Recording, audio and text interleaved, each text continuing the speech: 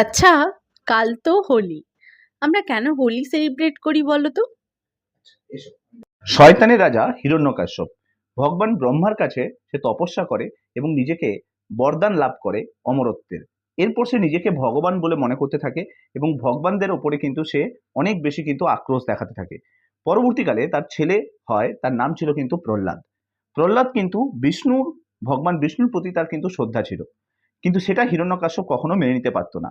এরপরে অনেক চেষ্টা করেও প্রহ্লাদকে কিন্তু হিরণ্যকাশ্যপ কিন্তু কিছু করে উঠতে পারে। তারপর সে তার বোন হোলিকাকে বলে যে একে নিয়ে আগুনে বসে যেতে, কিন্তু সেই আগুনে হোলিকা জ্বলে পুড়ে ছারখার হয়ে যায়।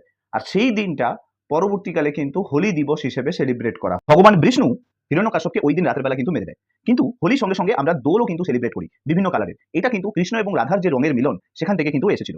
এবং এই হোলিতে প্রচুর ধরনের কালার কিন্তু ইউজ হয়, এখন কিন্তু প্রচুর কেমিক্যাল কালার ইউজ হয়। তোমরা এই হোলিতে সেলিব্রেট করবে।